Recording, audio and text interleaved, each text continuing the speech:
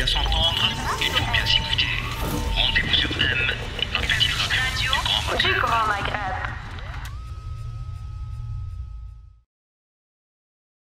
Bonsoir à tous, bienvenue au Café Presse Politique, le dernier de ce mois de Ramadan. Merci de votre présence et de votre fidélité. Je souhaite d'abord la bienvenue à notre public bien nombreux ce soir pour le dernier numéro de ce mois de Ramadan. Et je souhaite la bienvenue à nos invités. Jafar Lakhdari, bonsoir. Bonsoir. Vous êtes militant associatif. Karim Kebir, journaliste, bonsoir. Bonsoir. Merci d'être avec nous. Amira Boulaoui, médecin et militante politique. Merci également d'être avec nous. Alors on commence, c'est la question traditionnelle, on commence toujours ce CPP par l'image de la semaine pour savoir ce qui vous a marqué cette semaine. On commence avec vous, Amira. Qu'est-ce qui vous a marqué cette semaine? Si je suis là déjà, c'est parce que si j'ai accepté l'invitation, parce que j'avais plus envie vraiment d'apparaître dans les médias.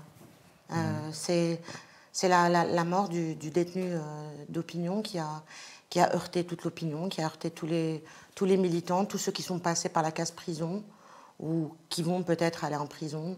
Et c'était un petit peu... c'est un sentiment de responsabilité, en fait, la mort de ce détenu. Et je pense que chaque vrai militant ressentirait cette responsabilité-là, parce que je ne dis pas que le Hirak a été un échec, mais que peut-être à un moment, il aurait fallu éviter toute cette répression. On n'a pas trouvé la manière de l'éviter. Merci Amira. Jafar Lakhdari, qu'est-ce qui vous a marqué cette semaine? Bon, évidemment, comme Madame, ce décès tragique qui vraiment nous a tous profondément émus. Bon, donc je vais m'appuyer sur un autre événement qui est à la fois extérieur mais qui nous concerne assez directement. C'est cet épisode de la guerre du gaz qui vient d'être activé, où la Russie a décidé de couper le gaz à la Bulgarie et à la Pologne, comme prémisse peut-être d'autres mesures de rétorsion. Et bien entendu, c'est une affaire qui nous concerne assez directement. Et nous en parlerons évidemment, en plus de cette nouvelle crise algéro-espagnole, justement sur la question du gaz depuis hier. Oui. Karim Kebir, qu'est-ce qui vous a marqué cette semaine? Bon, moi j'étais un peu détaché. Il y a cette affaire du détenu qui est décédé, mais celle qui m'a marqué un peu quand même une semaine auparavant, c'était bien les larmes d'un collègue après la disparition de notre journal. Donc ça m'a... Comme quoi, on peut toujours cultiver un peu de l'affection vis-à-vis de l'entreprise, même si les rapports sont souvent assez forts. Mais Liberté était aussi bien plus que l'entreprise, c'était un journal proche des Algériens. Et comme disait bien, je pense, Louisa Hannoun, qui avait dit que Liberté appartient aussi à ses lecteurs, autant qu'à son propriétaire. Et donc, on commence évidemment par la question du jour, et celle qui nous a marqué toute cette semaine. C'est la mort de Hakim Dabari. C'est la première fois qu'un détenu d'opinion meurt depuis le début du Hirak.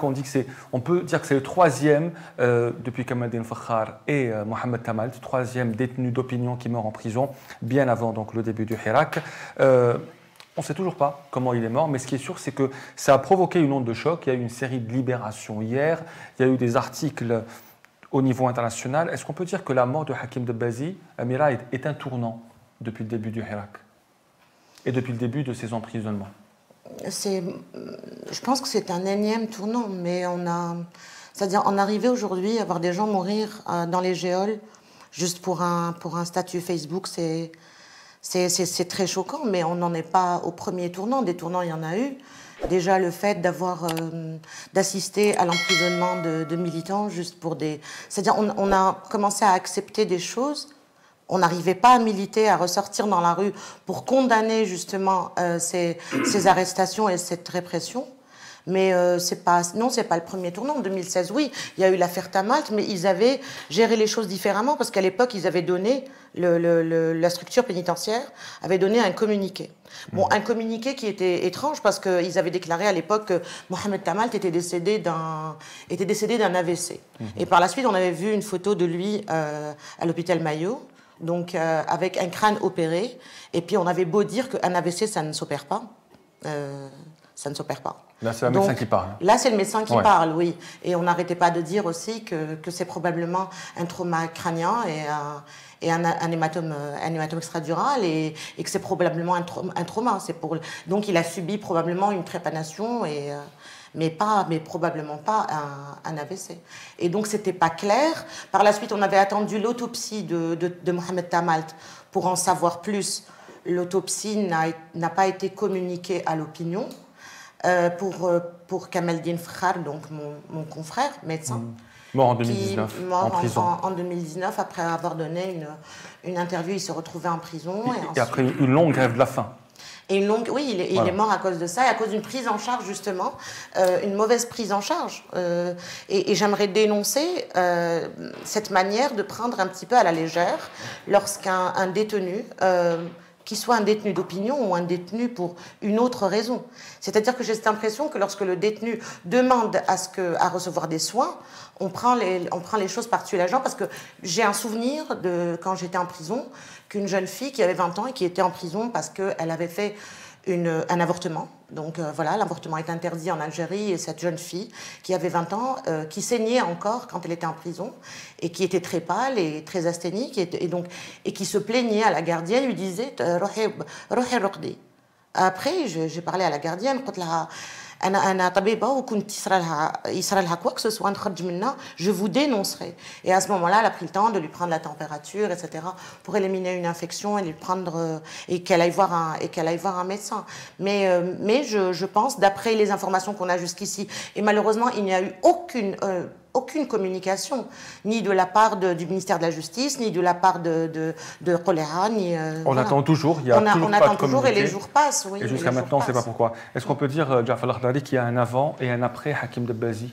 Oui, alors vous savez, dans ce domaine, on ne sait jamais comment les choses fonctionnent, parce qu'il y a eu des drames, on les a évoqués. Mais à un moment donné, il y a le drame de trop, et ça remarque au niveau de la réaction de l'opinion, et qui contraste avec le silence des autorités, silence embarrassé, on comprend pourquoi.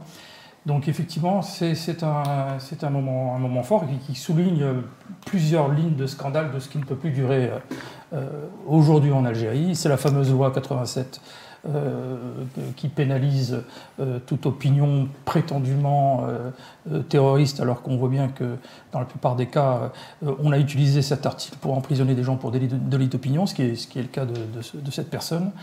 Deuxièmement, c'est l'usage abusif de la détention provisoire. Et troisièmement, c'est les conditions de détention, où visiblement cette personne a fait état de problèmes sérieux de santé, qui ont fini d'ailleurs par avoir raison de lui. Et ça, il a fait une demande de mise en liberté. Apparemment, ça n'a pas été approuvé. Donc c'est pour ça qu'aujourd'hui, il y a des demandes d'enquête.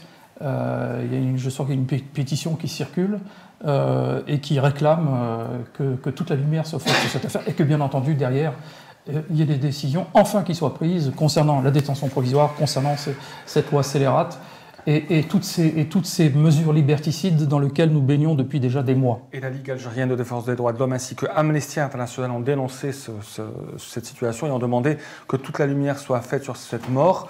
Hakim Dabazi était en prison depuis 2 mois. Il y a un hashtag qui circule de plus en plus sur les réseaux sociaux, c'est « le mandat de dépôt est un crime ». On a l'impression qu'on a usé à tort et à travers de ce mandat de dépôt. Et aujourd'hui, on a une victime qui s'appelle Hakim Dabazi. Il n'est pas la seule victime, en tout cas. Mais vous avez affaire à un pouvoir qui est autiste, qui n'a pas ni l'intention ni il n'écoute en tout cas les ONG, ni il s'en fout complètement. En tout cas, on a l'impression qu'ils s'en foutent complètement, parce que d'ailleurs la preuve, ça fait combien maintenant, 2 ou 3 jours, il n'y a aucune communication. Autant c'est révélateur de la gêne des autorités, des responsables au niveau de la justice pour justifier ou bien pour expliquer ce qui s'est passé, mais en même temps, c'est qu'ils restent toujours dans leur stratégie, dans leur politique. Il y a une forme de mépris souverain de la société. Parce que normalement, si on avait affaire à une forme de conscience chez eux, je pense que déjà l'affaire Tamalt pouvait attirer l'attention. Mais encore plus aujourd'hui qu'ils bénéficient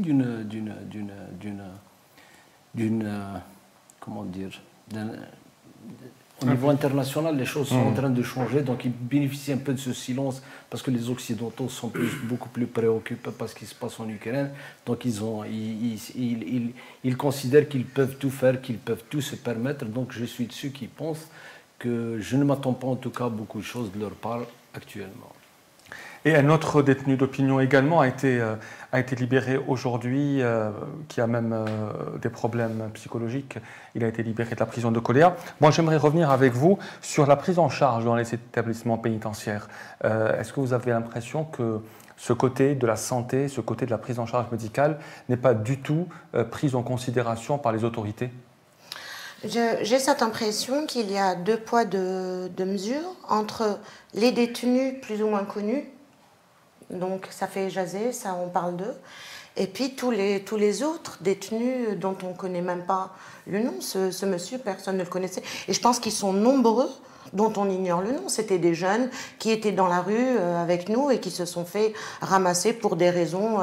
Bon, le but est clair, c'est de faire peur et d'arrêter tout ce qu'on peut appeler hirak ou protestation. Il était clair qu'à un moment, ils avaient décidé que ça s'arrête. Et ça s'est arrêté. Ça ne dépendait même pas d'eux, c'était la situation sanitaire qui l'avait poussé. Et puis par la suite, bon, il va falloir qu'on puisse faire le bilan aussi du hirak et de la classe politique qui était et les opposants qui n'ont peut-être pas pu proposer une alternative viable qui aurait pu faire avancer les choses. Mais j'ai cette impression qu'il y a aussi des familles qui ne veulent pas dire que leurs enfants sont des enfants de détenus du hirak. Parce qu'ils se disent, si l'affaire passe sous silence, ils auront plus de chances d'être libérés. J'ai rencontré des professeurs d'université qui sont obligés de signer toutes les semaines parce qu'elles sont sous contrôle judiciaire, qui ne veulent pas vraiment qu'on parle d'elles. Parce que si ça parle trop, puis il y a des gens qui vous disent, vous savez, les gens ont peur.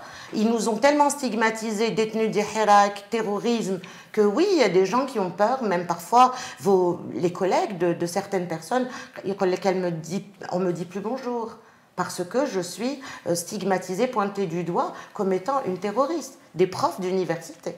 Donc je trouve que c'est très très grave ce qui se passe, mais à chaque fois, depuis l'histoire de Tamal, tout ce qu'on a vécu depuis Tamal, c'était sous Bouteflika, Kamaldine Fakhar, c'était sous personne.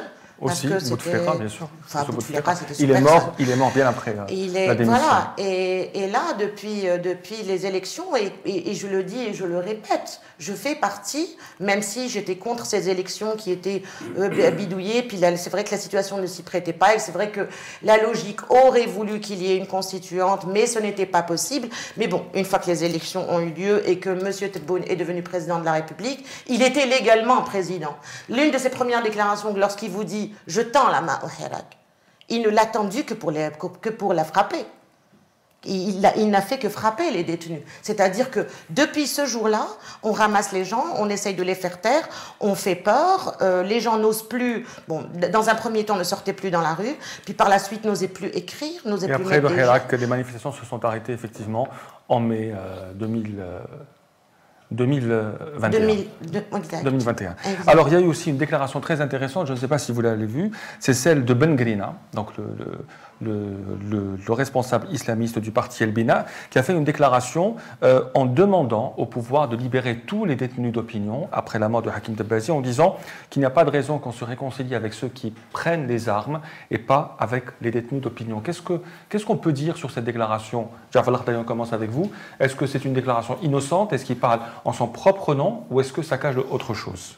Bon, déjà sur le contenu, bien entendu, c'est une simple question de bon sens. Il est évident que si on a procédé à l'amnistie de gens qui étaient responsables, pour le coup, véritablement d'actions terroristes, il est quand même aberrant, dans le même temps, d'emprisonner pour des durées indéterminées, parce qu'encore une fois, là, il arrive souvent, comme on l'a dit, que la détention préventive dépasse ce que la loi pénale prévoit pour les motifs qui sont reprochés aux détenus. Donc on est dans une situation assez aberrante. Voilà, bon après, je pense que le Ben Grina, évidemment, surfe sur l'émotion collective, bien légitime par rapport à cette question. Et je crois qu'il exprime ce que tout un chacun ressent. Karim surfait sur l'émotion. Alors, il a été le seul chef de parti politique à réagir et à demander la libération des détenus depuis la mort de Hakim Dabazi. Moi, je me méfie de leur réaction, en tout cas du moins les partis islamistes. Parce qu'ils se sont tus déjà par rapport aux emprisonnements, par rapport aux arrestations. Il a été beaucoup critiqué aussi aujourd'hui pour ne pas avoir parlé avant. Le petit doigt. Ouais. Tout simplement, s'ils réagissent aujourd'hui, parce qu'il y a certaines informations. Moi, honnêtement, je ne suis pas en mesure de dire est-ce que c'est vrai ou non, mais comme quoi Dabazi est un membre de Rachad. Donc c'est ce qui fait qu'ils réagissent. C'est parce qu'ils considèrent que c'est un islamiste. Mais sinon, ils n'auraient jamais réagi. On ne les a pas entendus quand les gens se faisaient embarquer, quand ils se faisaient tabasser. On ne les a pas entendus. Est-ce que vous avez entendu ces partis s'exprimer sur... Mais à chaque fois, ils ne réagissent qu'à des questions qui les intéressent sur le plan, j'allais dire, religieux, qui touchent un peu à leur sensibilité, sans plus. Mais je ne les ai jamais entendus, en tout cas. Et encore, Ben Grillin, il est très mal placé parce que c'est quelqu'un qui a développé même des propos racistes. Donc moi, honnêtement, je ne donne pas de crédit à leur réaction. Comme vous le dites, peut-être c'est une façon... une forme d'opportunisme, c'est de surfer sur... Parce que ça a provoqué une onde de choc, donc il essaie un peu de monter sur la vague. Un opportunisme de bon sens. Amina Boulaoui, comment vous avez réagi à la déclaration? Tout à fait. Vous la saluez pas, cette déclaration? Pour moi, déjà, Ben Grillina, le prieur de trottoir, c'est un non-événement pour moi. C'est-à-dire qu'en termes d'homme politique, à mes yeux, il est inexistant. Maintenant qu'il se réveille aujourd'hui et qu'il se rende compte, justement parce que ça a choqué énormément de monde, la mort de Hakim, ça a choqué énormément de monde. Et bien sûr, oui, ils aiment surfer sur tout ce qui est émotion, sur tout ce qui est... Mais bon, pour moi, sa déclaration, on était des milliers et des millions à demander la libération des détenus d'opinion, et il attend maintenant pour s'exprimer, non-événement. Une dernière question sur ce point. La mort de Hakim Dabazi a un peu provoqué une onde de choc en Algérie et à l'étranger. Il y a eu beaucoup de médias internationaux qui en ont parlé depuis des jours. Est-ce que vous considérez que ça peut créer une dynamique chez le pouvoir pour entamer une espèce d'apaisement, parce qu'il y a eu des libérations hier et avant-hier? Est-ce que ça va dans le sens, donc après la mort de Hakim Dabazi, est-ce qu'on peut s'attendre à un apaisement? Honnêtement, moi non. En tout cas, moi je suis pessimiste parce que tout ce qu'ils ont entrepris jusqu'ici, c'est une entreprise de réhabilitation, de restauration du système. Donc ils ne vont pas en si bon chemin, ils vont subitement changer de cap. Et comme je l'ai dit tout à l'heure, c'est qu'ils bénéficient aujourd'hui d'une certaine conjoncture internationale qui leur permet tous les excès. Parce que, quoi qu'on en dise, il fut un temps où plus ou moins, il se faisait rappeler à l'ordre par certains pays, par certains gouvernements. Mais les enjeux ont changé, ça a tellement changé qu'aujourd'hui, ils bénéficient de cette forme de laxisme, donc ils pensent qu'ils peuvent se permettre tout ce qu'ils veulent. Et puis, la seconde chose, de mon point de vue, c'est qu'ils n'ont pas encore fini de régler leur compte à l'intérieur du régime. Donc, ils ne peuvent pas se permettre de s'occuper réellement de l'Algérie. Ils s'occupent aujourd'hui d'abord de faire le ménage à l'intérieur du régime pour qu'enfin, peut-être, je ne sais pas quand est-ce que ça peut arriver, qu'ils vont regarder l'état de l'Algérie. Jafar Lakhdari, Amina Boulaoui, est-ce qu'on peut s'attendre à un apaisement après la mort de Hakim Dabazi et l'onde de choc que ça a provoqué en Algérie et à l'étranger?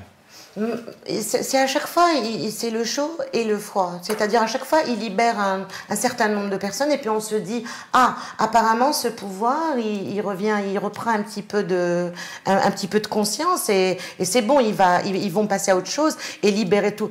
Vous n'aurez pas été président si ces Hirakis n'étaient pas dans la rue. Il leur doit son élection. Voilà, donc les jeter comme ça dans la rue et puis leur donner des étiquettes de terroristes pour des gens parfois très très jeunes. Dire Rachad, c'est les vestiges du fils. Et il y a des gens qui ont à peine 20 ans, ils n'ont connu ni le fils, ni l'histoire. Ils ne connaissent pas l'histoire. L'histoire n'a pas été racontée. Donc, ils se sont retrouvés à traîner avec un groupe de personnes, peut-être à être influencés par certains slogans venus de l'étranger. Et puis, voilà, c'est des jeunes, il y a eu des... Mais bon, les jeter comme ça en prison et leur donner des étiquettes de terroristes, moi, j'ai pas cette impression que ça va aller vers l'apaisement. Parce qu'à chaque fois qu'ils ont libéré, parce que ça fait quand même 2 ans, qu'ils libèrent un groupe de personnes et puis le lendemain, ils réemprisonnent d'autres. Donc on a l'impression qu'il y aura toujours des détenus d'opinion en prison. Je n'y crois pas. Je pense que c'est un pouvoir qui a davantage peur du regard de l'extérieur. C'est-à-dire, en général, voir des médias extérieurs et tout. Et comme vous le disiez, ils sont... Les pays étrangers aujourd'hui sont tellement occupés avec la guerre en Ukraine, avec les problèmes économiques mondiaux, etc. Puis l'Algérie et les détenus d'opinion, c'est le dernier. Et vous faites bien de parler des problèmes économiques parce que c'est aussi très important ce qui se passe cette semaine. Il y a eu une grève les 26 et 27 avril, donc hier et avant-hier, à l'appel de la CSA, la Confédération des syndicats autonomes. Une grève qui a été plus ou moins suivie. Nous n'avons pas les taux dans le domaine des impôts, l'éducation, la formation professionnelle. On demande la hausse du point indiciaire, la révision de l'arrêté 063 de la loi fondamentale sur la fonction publique et on demande même la création d'un observatoire du pouvoir d'achat. Est-ce que vous considérez qu'on ne parle pas encore assez en Algérie du pouvoir d'achat? Parce que dans le discours du président, il y a quelques jours, on n'a pas mis l'accent sur ça. Est-ce que vous constatez, vous, dans votre vie de tous les jours, qu'il y a une véritable chute et un effondrement du pouvoir d'achat qui nécessite aujourd'hui des mesures urgentes? Karim? Oui, ça c'est tout le monde qui l'a constaté. Mais le problème c'est que c'est lorsque vous écoutez justement le chef de l'État promettre des augmentations en fonction des revenus du pétrole. C'est que là, c'est un aveu indirect que jusque-là, on n'a toujours pas une stratégie de sortie de crise, ni sur le plan politique, ni sur le plan économique. Je ne vais pas parler de politique parce que lui-même, si vous vous rappelez, il avait dit que la crise n'est pas politique, elle est d'ordre économique. D'ailleurs, il avait mis un gouvernement, soi-disant, pour... Mais à ce jour, malheureusement, force est de constater qu'on n'a pas de stratégie économique.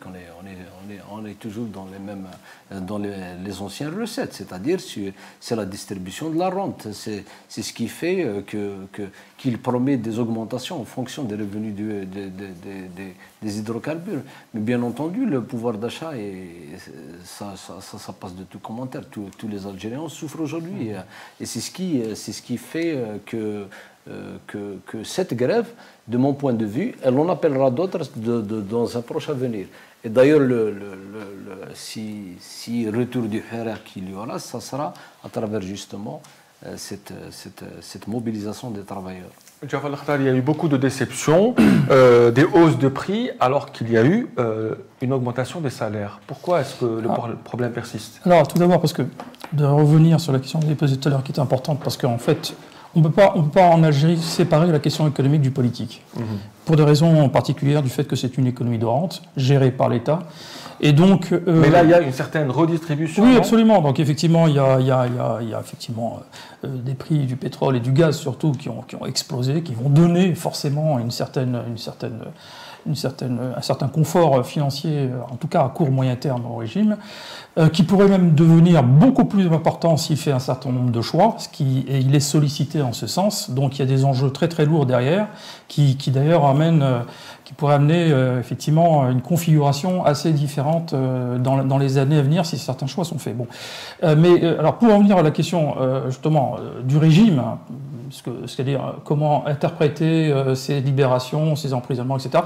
Je pense que le trend général, il est tout à fait clair, parce qu'effectivement, ça peut jeter le trouble, on ne sait pas très bien, est-ce qu'on va vers plus d'ouverture, plus de fermeture? Non, je crois que le schéma est tout à fait clair. D'abord, sur le fond, par rapport à Hirak, il y a une fin de non-recevoir, clair, bon, en dépit du boycott massif de la population algérienne pour les consultations qui se sont succédées entre 2019 et 2020. Et là, maintenant, on voit bien qu'il y a un tour répressif assez fort qui nous ramène aux des années même antérieures à la crise de 88-90, qui avait vu la première grande ouverture en Algérie depuis l'indépendance et qui touche en particulier un des socles des libertés, à savoir la presse.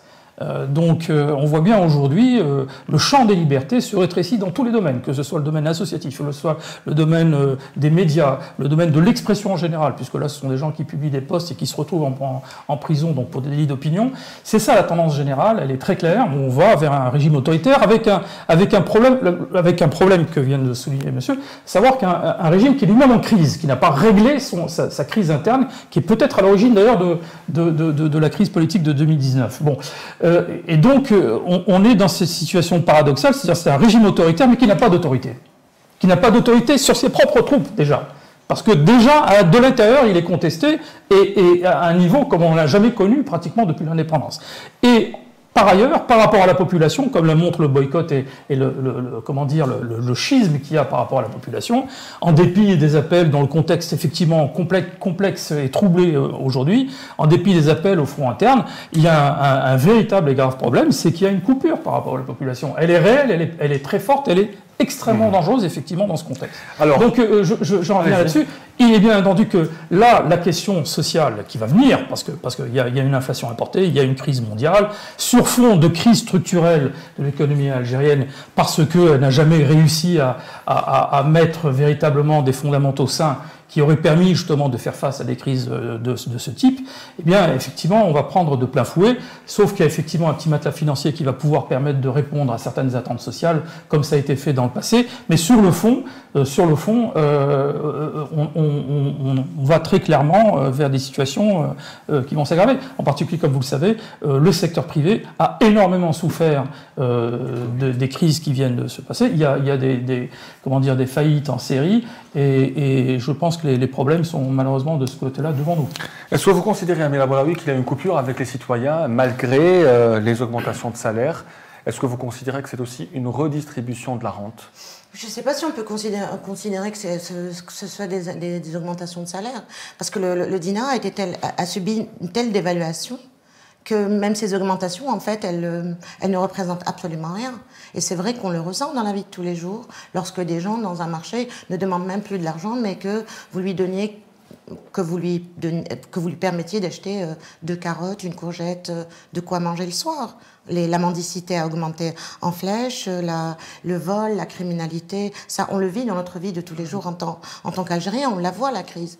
Mais c'est-à-dire que moi quand j'ai vu l'allocution du président de la République, sa conférence de presse, j'attendais une feuille de route, comme j'attends à chaque fois. Je suis quelqu'un qui aime bien voir le verre à moitié plein et j'attends toujours que ça aille vers le mieux. Je suis pas une radicale par rapport à ce président de la République. Mais j'avais l'impression d'écouter les discussions d'un fellah. C'est-à-dire ça parlait des prix de patates, de machin, Non, c'est pas ce qu'on attend d'un président de la République. C'est une feuille de route, et puis à chaque fois on a dit que sous Bouteflika déjà, et pendant longtemps, notre problème c'était que notre avenir, le demain de chaque Algérien dépend du prix du baril du pétrole. Et qu'on va un peu mieux avec le baril. Oui, ça souffle un petit peu lorsque le prix du gaz augmente, et ensuite, ensuite c'est les crises à répétition. Et effectivement, la politique, c'est très lié à l'économie, mais bon, je n'ai pas vu des solutions pour des lendemains meilleurs. J'avais l'impression on va, il parlait de semoule, de légumes, ben non. Le président qui a aussi parlé de l'Espagne, je ne sais pas si vous avez vu l'interview, il a critiqué violemment le gouvernement espagnol sur son revirement sur la position sahraoui. Le ministre espagnol lui a répondu de manière peu diplomatique, je ne sais pas si on peut le dire, et la décision est tombée hier, donc l'Algérie va couper le gaz à l'Espagne via... Elle menace. Elle menace de le faire, voilà, elle menace de le faire parce que l'Espagne a reconnu qu'il y aurait d'autres débouchés pour le gaz. Est-ce qu'on est dans une guerre du gaz aujourd'hui ? Clairement oui. On peut dire qu'on est dans une guerre du gaz. Clairement oui, et bon, extrêmement problématique. Bon, c'est un sujet très compliqué. Le cœur du problème, c'est bien entendu le conflit en Europe, avec des enjeux stratégiques extrêmement importants et qui nous impactent assez directement, puisque l'Algérie est un acteur majeur du marché du gaz, qui aujourd'hui relevé une importance stratégique, comme vous le savez. Il y a eu des visites aux diplomates de plus grande puissance en Algérie pour en parler, justement. Et on voit bien que les décisions qui ont été prises laisse assez peu de possibilités comment dire, aller dans le sens de ce qui a été visiblement requis. Et j'ajoute que cette affaire de l'Espagne, bon, je veux croire qu'on n'ira pas jusqu'à la rupture de livraison de gaz, ça m'étonnerait, parce que d'abord ça entraînerait des pénalités extrêmement lourdes, et deuxièmement ça décrédibiliserait totalement l'Algérie sur ce marché, et ça l'engagerait dans des voies extrêmement dangereuses qui, dans le contexte actuel, peuvent aller très très loin. Comment dire, j'ajoute que l'alternative qu'on voit en Algérie sur l'Italie et d'autres pays européens est extrêmement puérile, c'est vraiment le mot, parce qu'on oublie que la décision espagnole concernant le Sahara occidental, en dépit effectivement des liens qu'elle a avec l'Algérie, elle répond à une logique de bloc dans le contexte actuel de la guerre en Ukraine. Et dans ces logiques-là, ce qui compte, c'est pas que vous ayez tort ou que vous ayez raison. Là, ce qui compte, c'est dans quel camp vous êtes. Et l'Espagne, qui est membre de l'OTAN, il ne faut pas l'oublier, tout comme l'Italie d'ailleurs, on oublie que l'Italie est un membre encore plus important de l'OTAN. L'essentiel du dispositif militaire américain en Europe est en Italie. C'est la 6e flotte, avec des capacités nucléaires, c'est les bases qui sont à Naples, en Sardaigne, etc. C'est là qu'est l'essentiel de l'infrastructure américaine en Europe au titre de l'OTAN. Donc il ne faut pas s'attendre à ce que l'Italie joue cavalier seul par rapport à l'Espagne. C'est totalement puéril de croire ça. Je vous rappelle que par ailleurs les Européens ont constitué un cartel d'acheteurs pour le gaz, pour éviter que se reproduise la situation qui avait prévalu en 1973 lors de la guerre du Kippour, où les Européens étaient partis en ordre dispersé, ça avait entraîné... Bon, donc on est dans une situation, on est encore au tout début de ce conflit majeur, et quelle que soit d'ailleurs l'issue de ce qui va se passer sur le terrain militaire, la question du gaz va durer encore longtemps et elle va avoir des répercussions très très lourdes.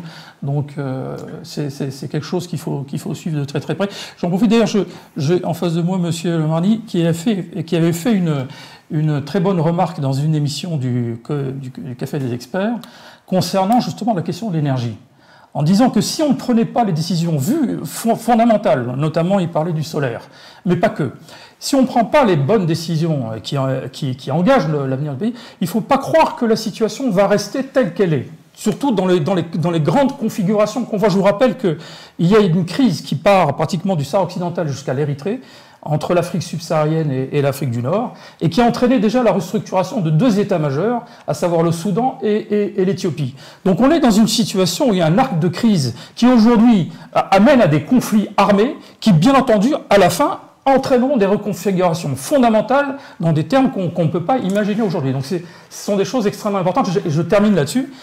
Malheureusement, ces questions-là, elles ne sont pas débattues au niveau public en Algérie. Ça se décide dans un petit comité, dans un groupe qui s'est, disons, accaparé l'entièreté de la décision, en supprimant des organes de presse qui pouvaient débattre publiquement de ça. On a privé les Algériens de débattre et d'exprimer leur opinion sur ce qui concerne leur futur. Et ça, quand je dis leur futur, c'est même leur existence en tant qu'État-nation. Et pour revenir donc à la crise avec l'Espagne, est-ce que c'est de l'euphémisme de dire qu'on est vraiment fâché avec l'Espagne, qui est un partenaire extrêmement important sur tous les plans, Karim Kébir? Je pense que la question d'abord est de savoir est-ce que nous avons aujourd'hui les capacités et le poids diplomatique pour infléchir la position de l'Espagne, par exemple, concernant le Sahara occidental. On ne l'a pas fait déjà. Je rappelle que par rapport, quand il y avait l'incident à la frontière mauritano-marocaine et tout ça, l'Algérie avait dit que ça ne restera pas impuni. Mais depuis, on n'a rien vu venir de la part de l'Algérie vis-à-vis du Maroc.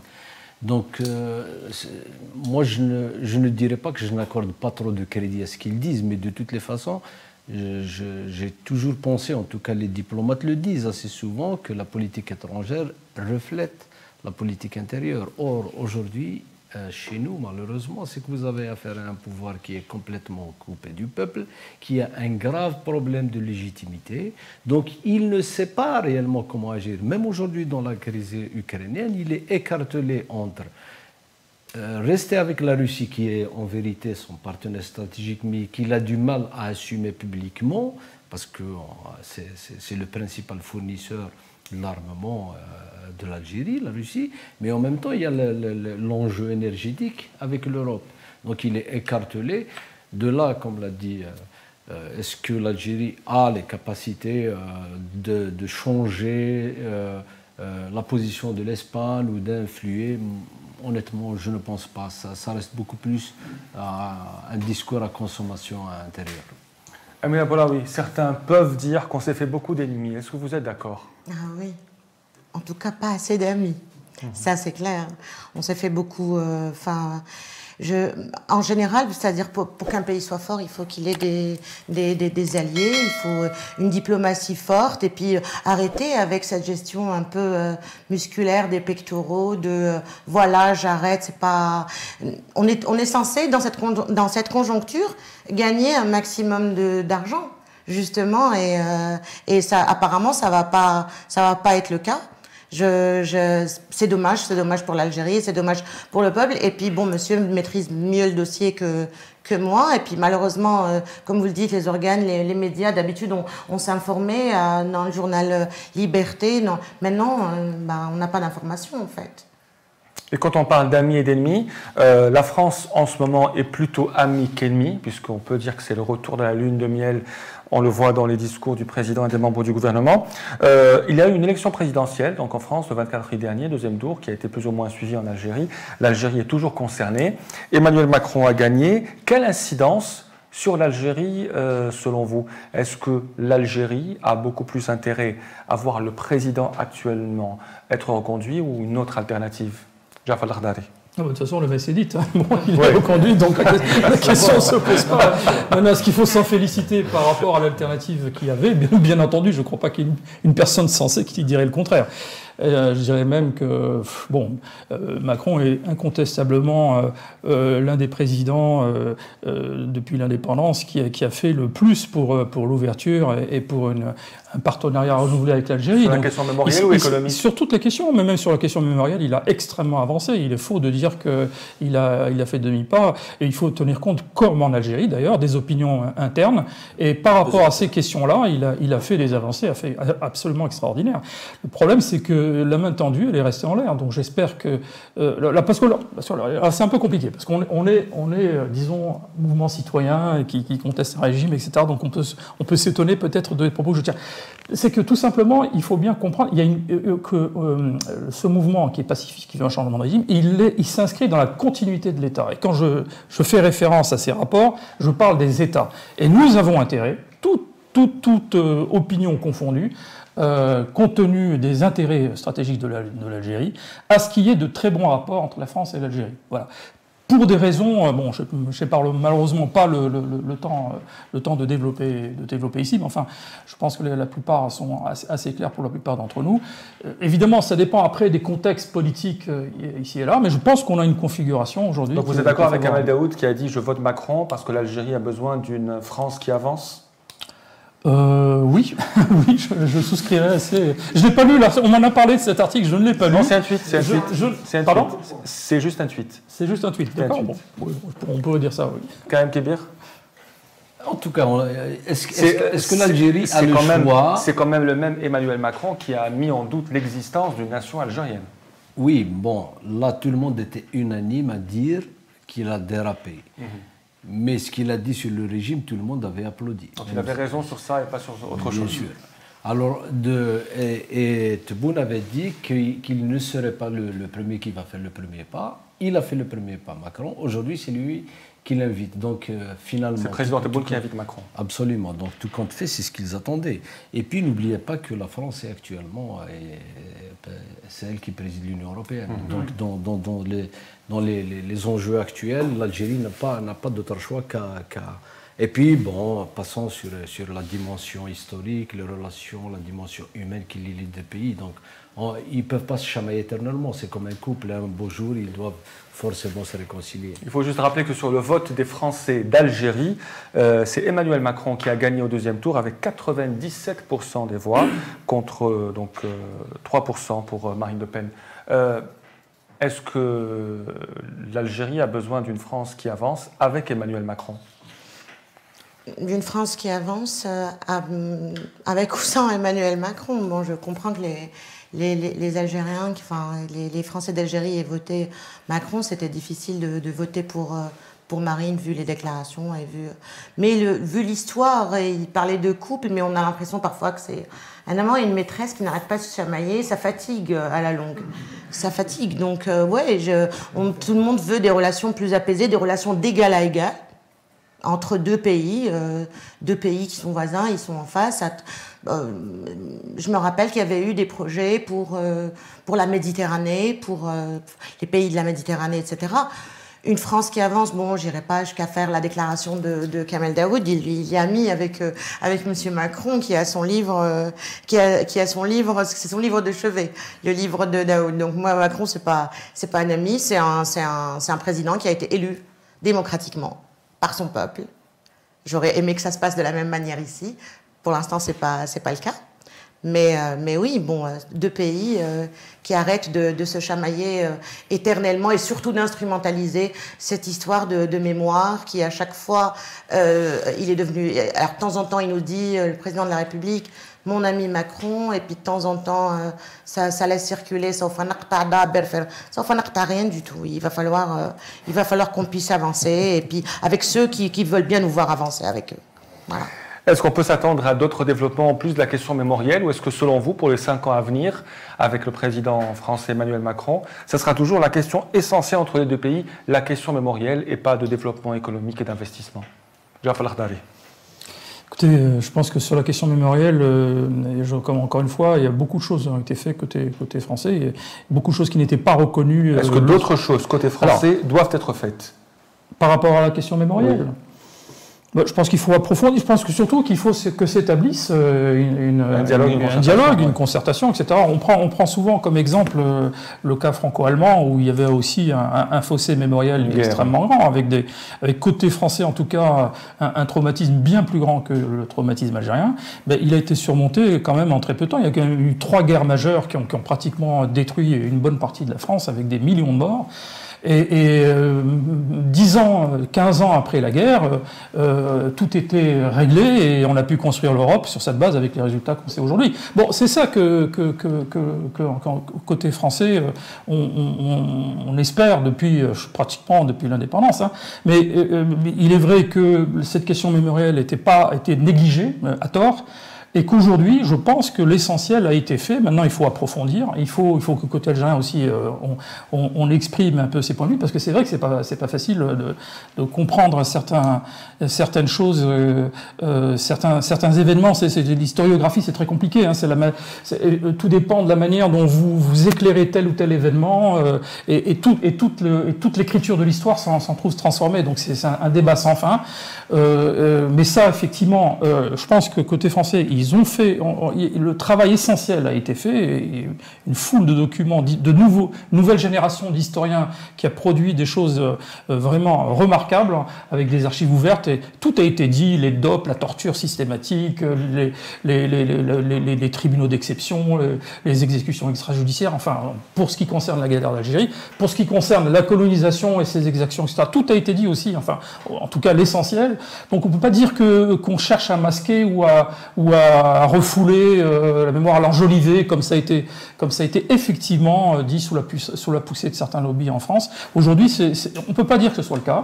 Et je dirais que c'est peut-être, ça renvoie maintenant à un débat interne algéro-algérien, c'est-à-dire notre propre vision de cette période de l'histoire qui est très compliquée, et dont on sait pertinemment que l'histoire officielle est bien éloignée de l'histoire réelle. Alors c'est maintenant à ce dossier qu'il faut que nous nous attelions, et que nous puissions, nous aussi, ouvrir des placards avec pas mal de squelettes à l'intérieur, et de regarder ces réalités en face, parce que ça a été un moment extrêmement douloureux et très compliqué, bien éloigné de la vision un peu simpliste que l'historiographie officielle en Algérie donne, on le sait. Donc voilà. Alors justement, le problème c'est que comme c'est lié, comme l'a dit madame, c'est instrumentalisé, c'est l'idéologie du régime. Donc c'est en ce sens que c'est pratiquement impossible de toucher à ça sans toucher au régime. Donc pour ça qu'il y aura des obstacles. Mais donc du coup, il ne faut pas que la question de mémoire empêche le nécessaire avancée, disons, de bonnes relations entre les États, dans le contexte, encore une fois, très compliqué qu'on connaît aujourd'hui. En un mot, est-ce que la partie algérienne a le droit, a raison de dire que ce n'est pas assez ce que fait la France sur la question mémorielle? Mais bien sûr, oui, c'est évident parce que quand même c'est centré en 2 ans. Il y a énormément de choses. Il y a l'affaire des gaz, il y a l'affaire des essais nucléaires, il y a les disparitions, il y a les tortures, il y a énormément de choses qui n'ont pas encore été évoquées, c'est évident. Du côté français, certainement, eux aussi, ils ont leurs propres problèmes parce qu'il y a des pesanteurs à l'intérieur, il y a les nostalgiques de l'Algérie française qui reste quand même un lobby assez puissant. Mais on ne peut pas continuellement, c'est-à-dire à chaque fois, faire dans une espèce de surenchère, c'est-à-dire pour à chaque fois, pour qu'on avance dans la relation, il faut que vous fassiez telle chose. Mais comme l'a dit M. El-Khdari, est-ce que de notre côté, nous avons fait quelque chose? Je rappelle dans ce cadre que Benjamin Stora, en quelques mois, il a remis son rapport, mais du côté algérien, c'est le blackout total. On ne sait même pas s'il a esquissé quelques lignes de cette réconciliation, soi-disant, des mémoires. C'est pour vous dire que de notre côté, le travail aussi doit être fait de notre côté. Qui dit guerre de libération, Amir Aboulaoui, qui dit martyr, héros de la guerre de libération, dit Jamila Boupacha. Elle a récemment pris la parole, c'était historique parce que très rare. Ça vous a touché, et je pense que ça a touché tous les Algériens de voir une héroïne parler de cette manière. Oui, c'est une grande dame.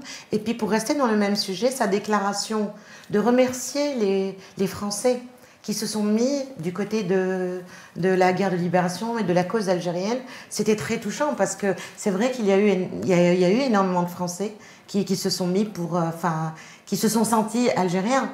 Et se mettre à l'encontre en fait de son propre État pour soutenir une cause de libération, c'était très touchant et ça rend hommage à énormément de Français qui ont aimé l'Algérie libre avec les Algériens. Voilà. C'était très touchant. Oui. On voulait rendre hommage donc à Jamila Boupacha, à tous les martyrs, à tous les moudjahidines. Je tiens aussi à rendre hommage à Salah Louanchi, à son épouse Al-Marie Cholet, puisque leur fille est dans le public aujourd'hui, Faria Louanchi, une famille Louanchi, Salah Louanchi qui était aussi et sa femme avec mon oncle dans le militantisme, Mohamed Rarni, dans les années 50. Hommage à eux et j'espère que Dieu les accueille dans son vaste paradis. Merci pour votre fidélité, comme à chaque fin de CPP, notre solidarité avec tous les détenus d'opinion et en particulier les 3 journalistes emprisonnés aujourd'hui. Mohamed Mouloud, emprisonné depuis 7 mois, journaliste de Liberté, mais aussi Melzouk Touati, qui a été transféré à Bura, donc un peu plus proche de sa famille, qui a appris hier seulement qu'il était concerné par une 2e affaire en justice et il n'en connaît pas les détails. Et évidemment Hassan Bolas. Hommage aussi aux 2 journalistes marocains toujours en détention, Omar Radi et Salah Raissouni. Merci pour votre fidélité. On se retrouve mercredi prochain.